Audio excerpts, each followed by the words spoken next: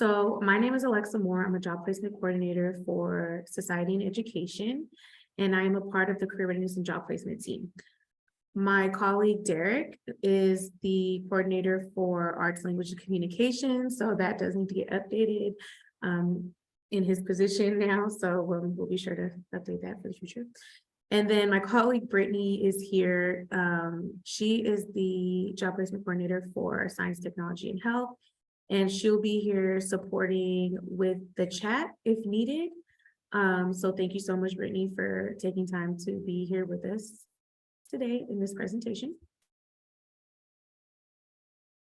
So since you're all here at a resume workshop, I just wanted to gather some information from you all as to why you think a resume is important. Now, please don't scan the QR code. I think we're just a small enough group that we could actually, as I have the chat open, to drop some words in the chat on what you think are important on a resume. So if we could just go ahead, or if you want to speak, you can feel free to speak too. If you feel comfortable and just want to shout it out, please feel free to do that. Or if you feel more comfortable, please feel free to drop it in the chat.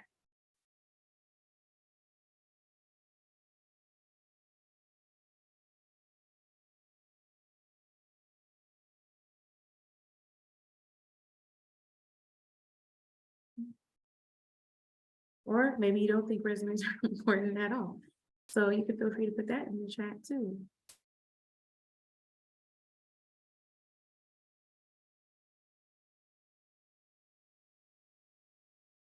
Thank you, Raven. Oh, can I repeat the question? Why do you think a resume is important?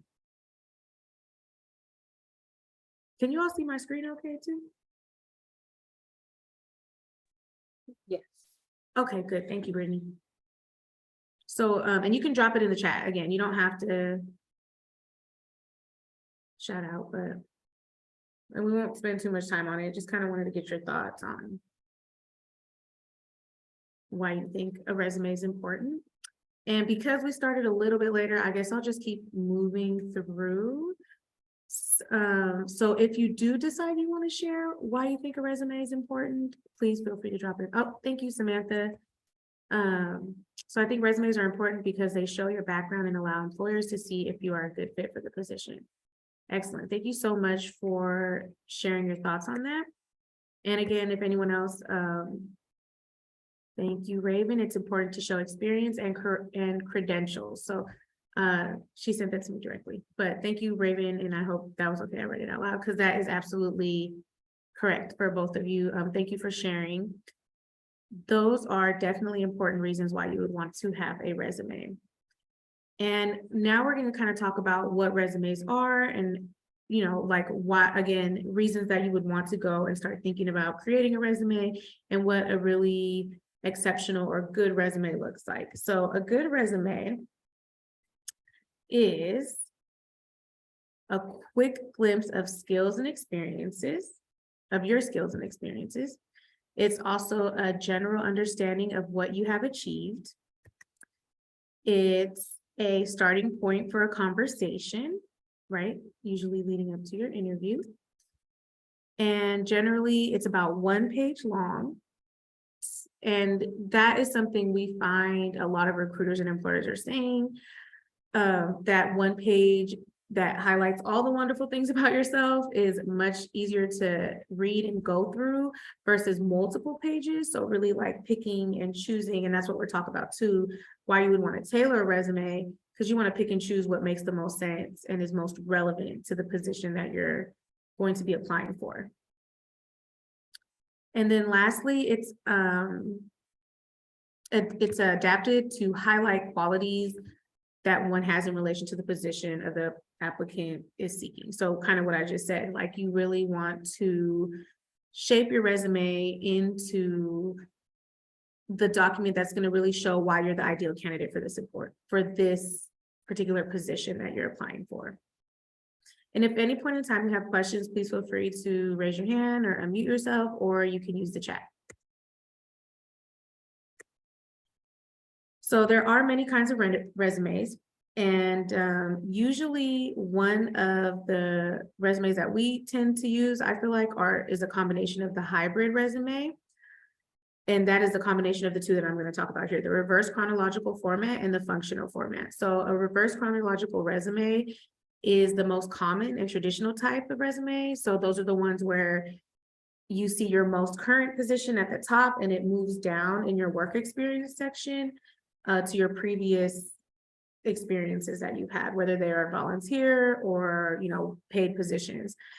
And this resume is commonly used only because it kind of, usually for someone who's just starting out, so they can really highlight the different work that they do. But sometimes when you're thinking about that one page aspect of it all, it might be really hard to fit someone's experience and education and all the other things in one page. And so another one that they might consider using is a functional resume. And so a functional resume is more of a skill-based resume, and it focuses on the skills of your expertise.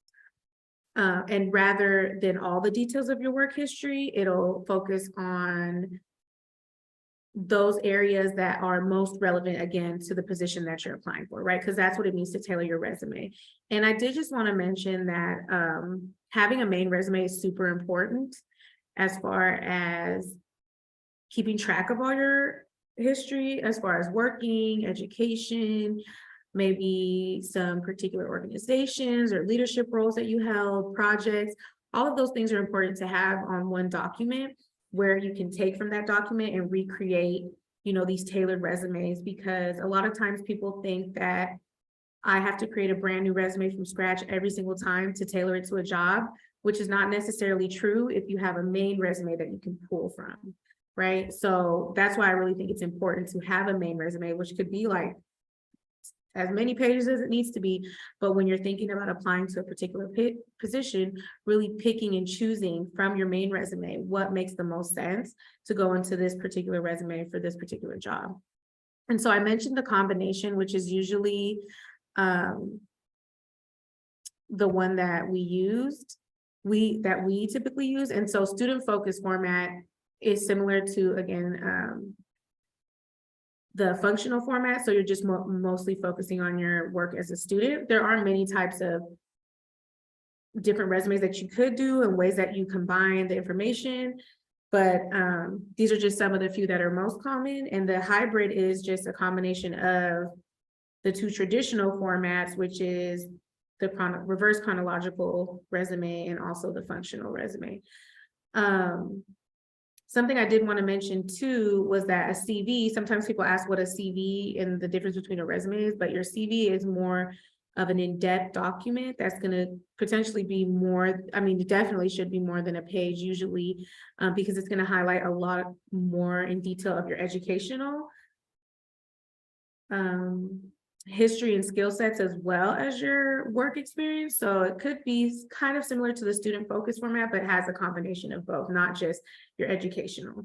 So that's what the difference is between the resume. That's why your resume wouldn't be several pages, but a CV could potentially be several pages long. This is just a quote that I like to read because I feel like it's relevant. And I'll read it. And I do not know how to pronounce the name, so I'm not going to, but I wanted to make sure I acknowledged who said it. Whether you are a professional or a student, a resume is a lifelong document that will always remain in an edit mode. And I couldn't agree with this more, because as your education and your experience and your skills continue to grow, so will your resume. And keeping track of those will really help you to create, again, that main resume, to really have it in one space where you can save all of that information. As you continue to grow, that document will grow. And then it will also, again, give you the advantage of when you're tailoring, because you have all that information in front of you. And I always say, when you're creating a resume from your main resume for a job, to have the job description and your main resume side by side. And again, really looking for what they're asking and where it applies in your resume, so that you can make sure that you highlight that in your one page that you're creating from your main resume. So definitely keep that in mind. Another thing I want to mention is if you have a LinkedIn is another great place to store all of your information, and it's somewhere that you really don't have to modify to one page. So it could be as much information as you want it to be. You can remove information if you want to.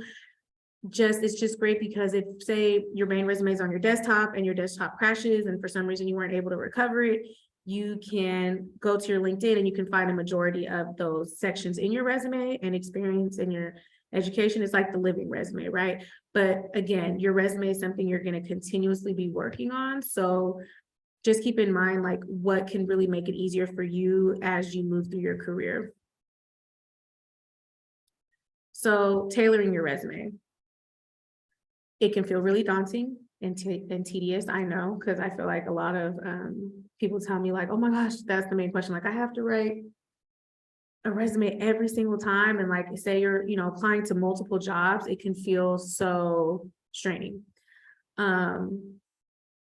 But it is vital in the job search, because a lot of times people are sending in general resumes and they wonder why they're not hearing back. And we'll talk about that. So sometimes when you think about tailoring this resume,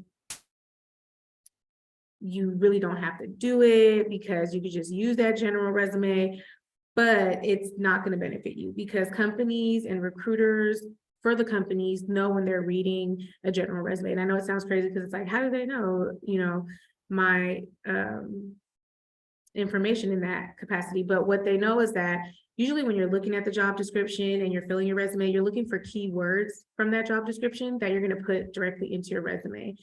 Words can have multiple meanings, right? So let's just say in your resume, you have the word helped a lot or guided, versus in the job description, they're looking for someone who can supervise, which are technically, when you're guiding someone, supporting someone, are very similar.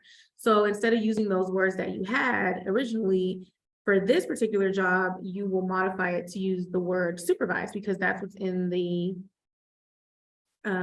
job description itself. And this is also really, really important, because a lot of companies now are using applicant tracking systems. Well, most companies, and that are online especially. So if you have to submit an online application, it's going to run through a computer software that's already programmed to look for keywords from the job description. So that's why it's really, really, really, really important to do that. And I see a question from Samantha. When is a student-focused resume used? And I might have missed this a while ago, I'm sorry. Would it be used for internships? You definitely could use it for internships. You can also use it for like graduate programs or undergrad programs, because depending on the program, sometimes you have to like fill out a particular application and provide certain documentation. Like, I know even volunteer experience is sometimes required for programs, but all programs are different. So yes, that would be something you would want to use you could use for internships if it's one where they're specifically asking you to be a student, right? Because there are internships that require you to be a student versus others. So you would really want to just, again, you're tailored to what the job description is asking for and what you feel like is the best fit to describe who you are. So I hope that answered your question, Samantha. If not, let me know. I can clarify a little bit more. But back to the applicant tracking system. So that is going to filter resumes based on the keywords. And if it's not seeing any of the keywords in your resume, it's just going to like decline it. So meaning, you're not going to hear back from someone, because before it even gets into someone's hand, it's going to run through this software. And studies have shown that when you tailor your resume, you are more likely to get to the interview stage. And a lot of times the resume is not what gets you your job. The resume is what gets you your interview. Your interview is what gets you the job. So it's really important to even get to that stage, right? So I always suggest just having your main resume and job description, like I mentioned, side by side, to make sure that you're really capturing yourself in a space where you're meeting this job description. And I'm not saying like you should not tell the truth, because you don't want to just paint this picture of copying what is on the job description, but more so, again, looking for the qualifications. Do you meet those qualifications? Looking for the expectations and what are they looking for? And have you had opportunities in other positions where you have some of those transferable skills that can move over? And so kind of like really dissecting and looking at it in that space is what you really want to do. And then companies are going to know that you were intentional when you created this resume and really utilize their company information in the way that you drafted it as well. So that's just how sometimes they can really know like a really generated or what in industry they called a recycled resume. So it's really not going to benefit you it wastes your time and the recruiter's time, and usually they won't waste their time going through it. So yeah, I think that covers pretty much what I wanted to cover in there. And let me see if I had one more thing on here. Okay, and so it helps highlight why you are the perfect candidate. So it's really, again, really important to tailor your resume because it's really going to make you stand out. And it's really going to show the employer that you took the time to really read the job description, really think about your experiences and how relevant it is to this new work that you could be potentially doing in that role. Okay, so these are basic elements. And I did not drop in the chat, but maybe Brittany, if you could please help me drop the resume guide materials in the chat for the students to access. We do have a resume guide that we use at the Career Readiness and Job Placement Hub, and it's just a really brief guide that highlights some of the essential things that you would want to know about a resume. And so before we end today, we'll be sure to put that link in the chat for you so that you can access that. It is a digital copy, but we do have hard copies in person as well. And so these are some basic elements just to keep in mind when you're creating a resume. So I'm going to highlight just a few of them. I'm not going to read them all, but they are in the document. And so the first one that I want to talk about is the 6th bullet on the left. So your name needs to be, your resume name needs to be, name your resume file properly. So the name of your resume, when you save it and submit it, should be your first name. Thank you so much, Brittany. So it definitely should be like your first and last name. And you want to do that because sometimes people don't save it in a clear way. And when you're tailoring, think about what I always say too, your first and last name, but also the position title and the company. And I know it's a long name, but it's also going to help you with your organization. Sometimes you could just do the company. But it's just nice to have a reminder of like, okay, you know, I applied for this position at this company, because you might apply to another company with a similar position, and you can use that resume that you've already tailored and kind of clean it up to match this other company because it's a similar position, right? Like, for example, a preschool teacher. But the way you save it helps you organize, and it also is just really clear to the employer when you send it to them. Because otherwise sometimes, it can be a little bit, confusing when sometimes people are like, just save the document off the first, it just says your name, like Jen 1234 or something in that sense. Like, just be mindful to save it in a way that's going to be easy for the recruiter as they're opening it up. And also they say it's pretty strategic. And I think this is related to Psych a little bit because it's kind of like a way to brand your name into someone's mind, for so to speak. Like, I feel like you're really being strategic when you have your name at the top of a resume, your name is saved on the resume, and your cover letter, and you're submitting it. So they're seeing your name like so much. They're seeing your email when you're sending it or their application. So they say it's just really good to just put your name as many places as you can that it makes sense, right? And then maybe they'll remember your name specifically when they're thinking about hiring or who they want to bring back. So the second one I'm going to highlight is the second bullet on the right.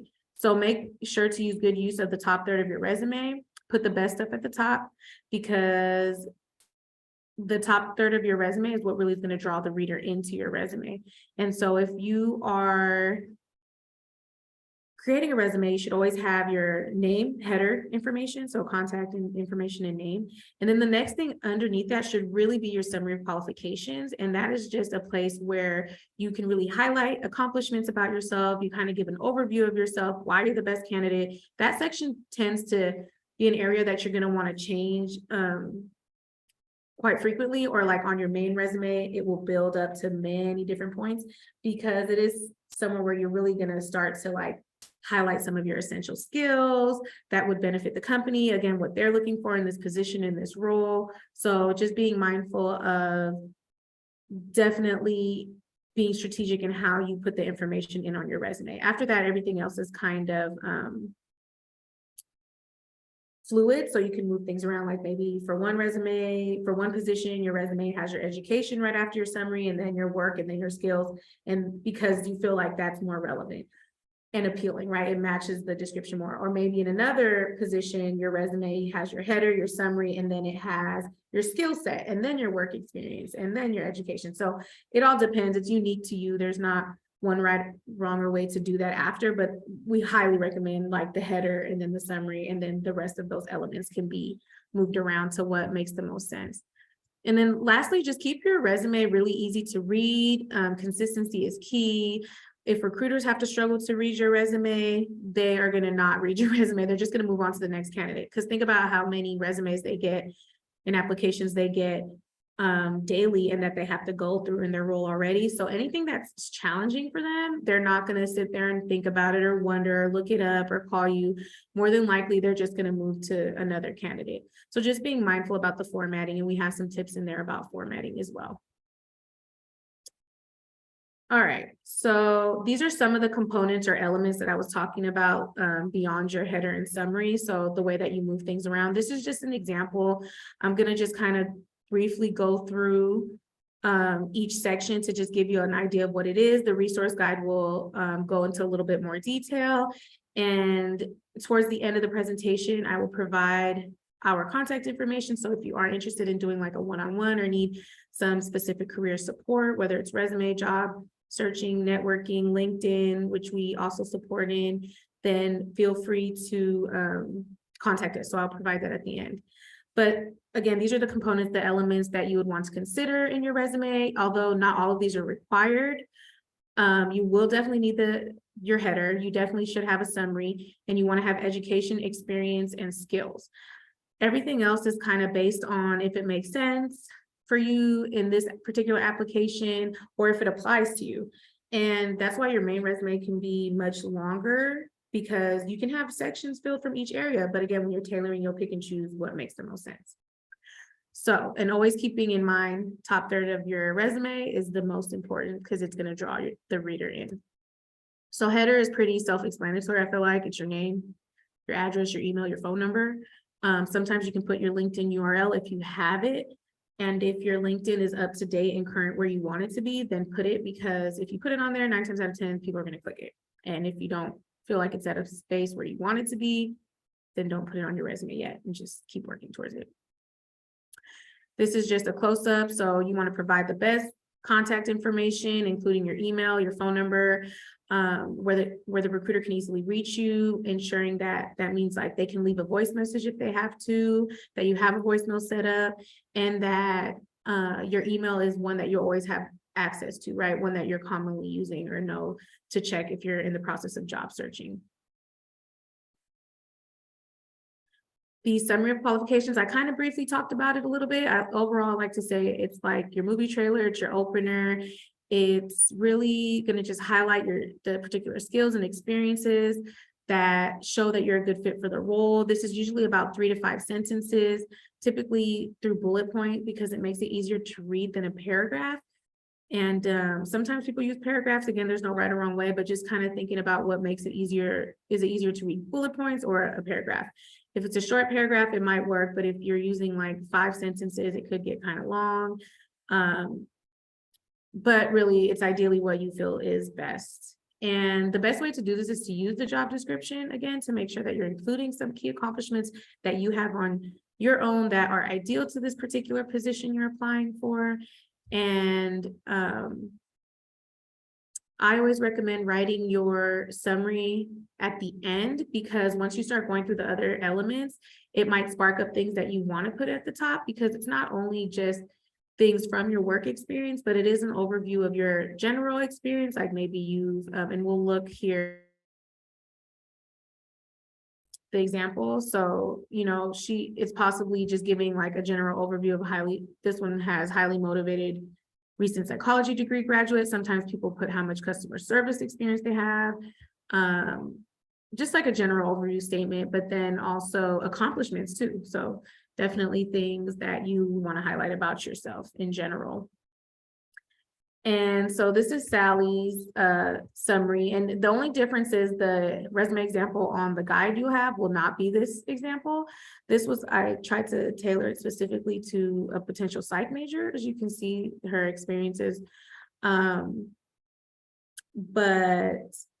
just so you can kind of get an idea of what a summary would look like. And then we do have another example that shows some summary as well. And this is a great place. I did mention your essential skills, and that might not sound familiar to some, but if you've heard of soft skills, that's what it is. I don't like to use the word soft skills, and I think the industry is really trying to move away from it as well, because those are the kind of skills that employers are really looking for. And so that's why we tend to call them essential skills, because they are just as valuable as your hard skills or technical skills, if not even more. And they are those qualitative descriptors about yourself, like communication, decision-making, problem solving, organization, teamwork, etc., leadership.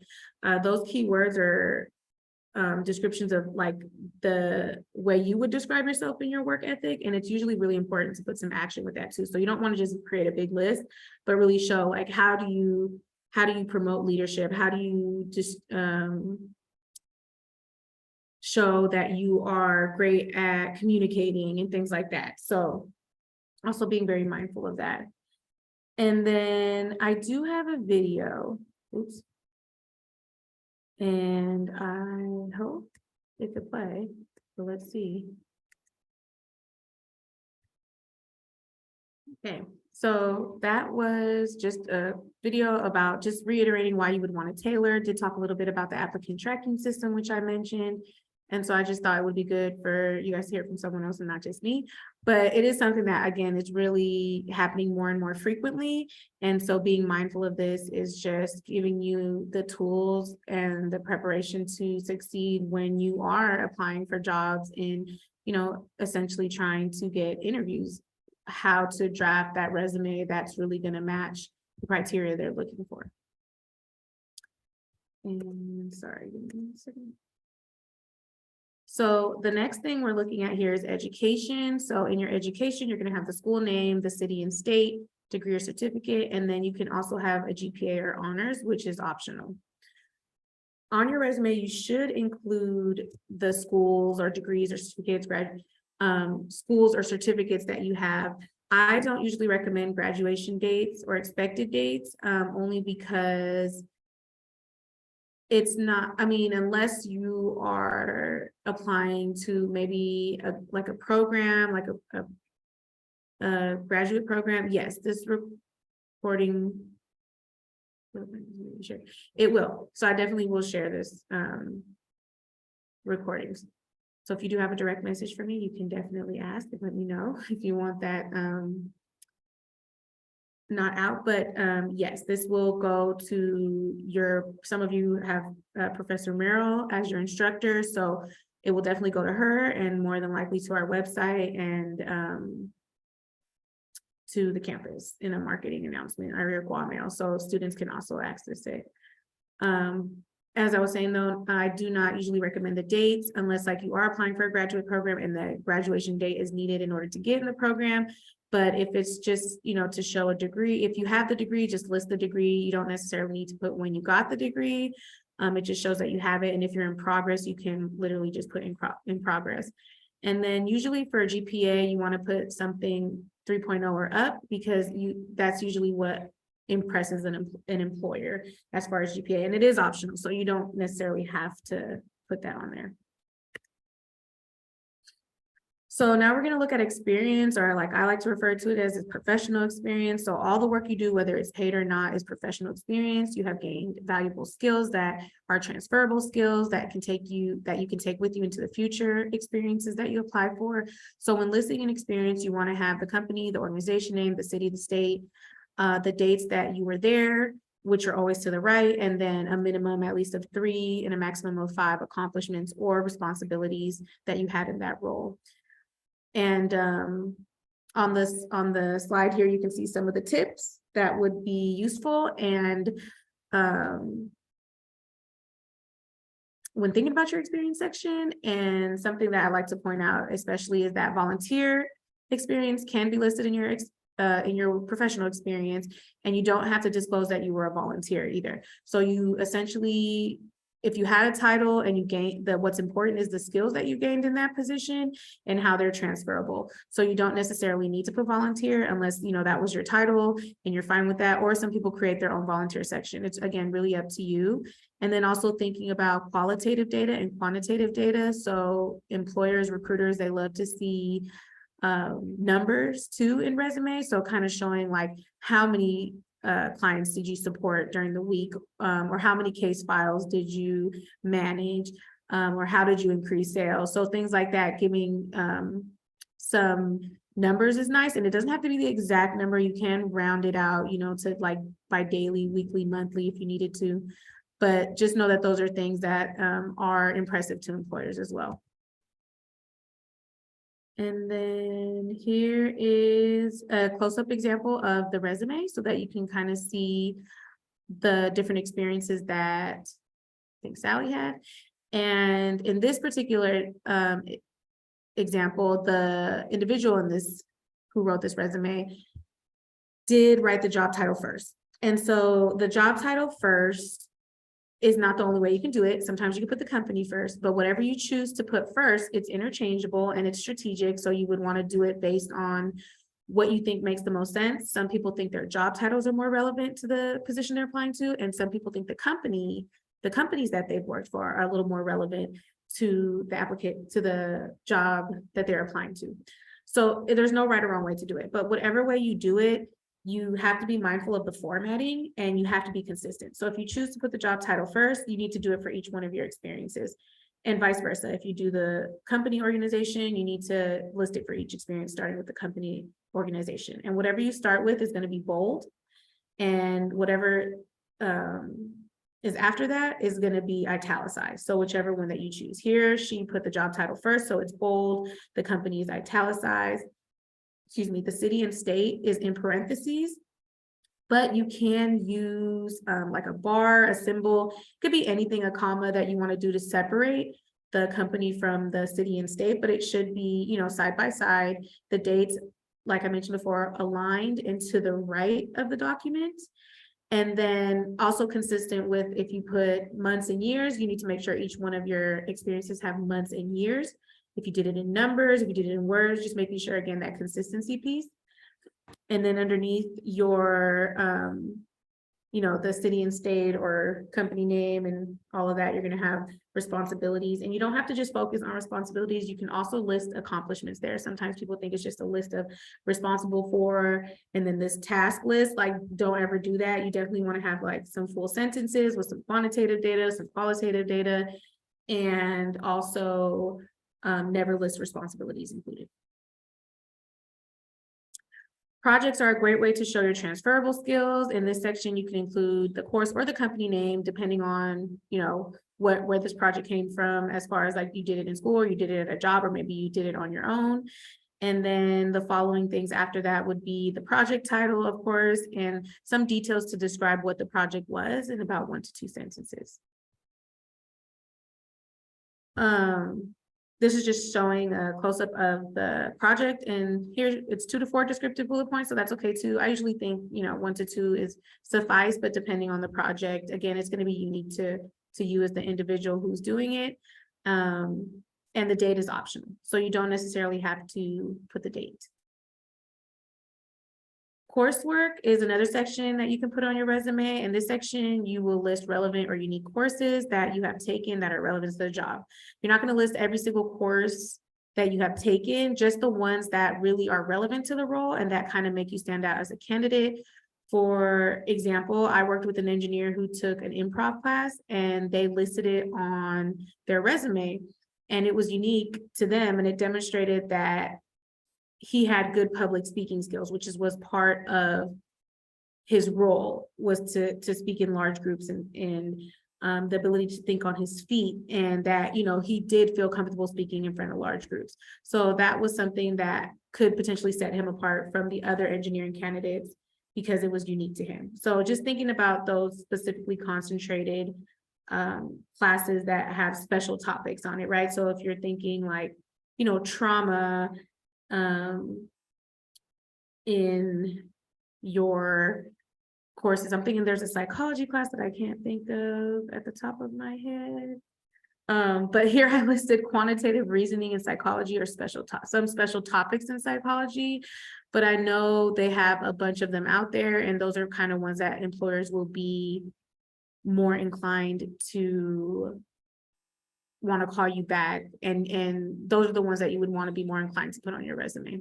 So you don't want to put anything like general psychology, because usually everybody has to take general, or for example, math or English, unless for some reason it is really, really relatable.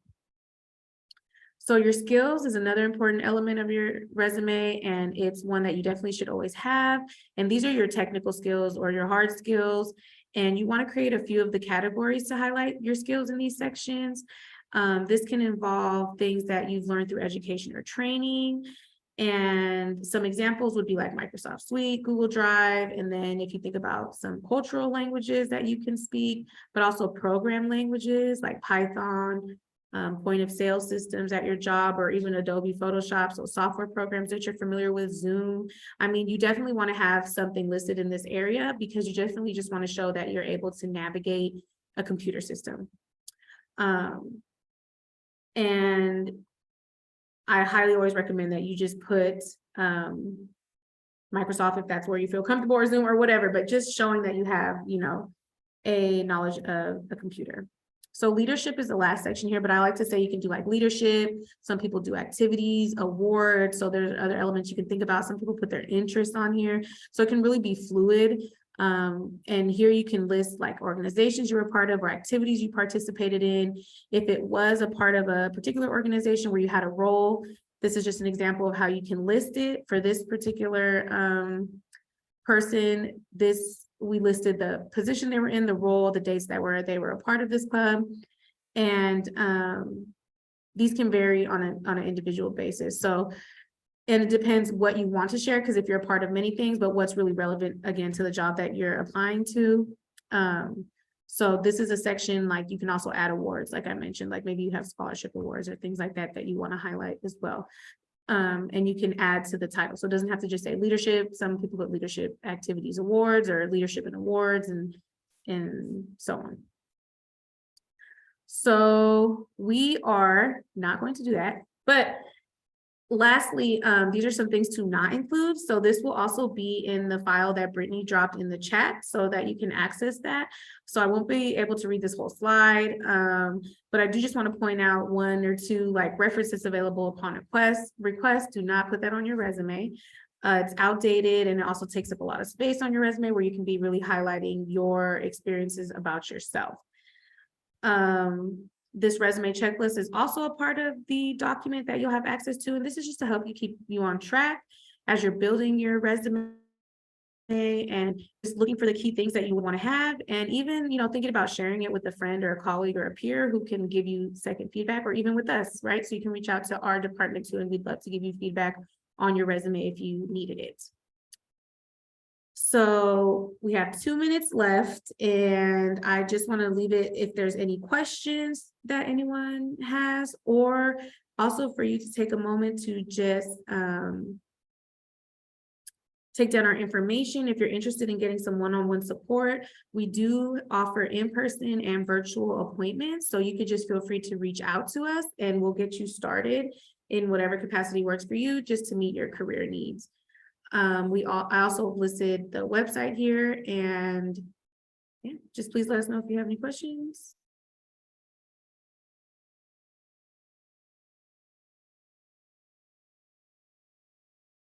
All right, well, I thank you guys all for your time. Thank you, Raven. Love the love, and I hope that you all have a wonderful day. And again, please don't hesitate to reach out to us if you have some specific career needs, whether job, networking, interviewing, all of that. Or if there's something that I didn't mention, but you have questions about, don't hesitate to reach out. Thank you.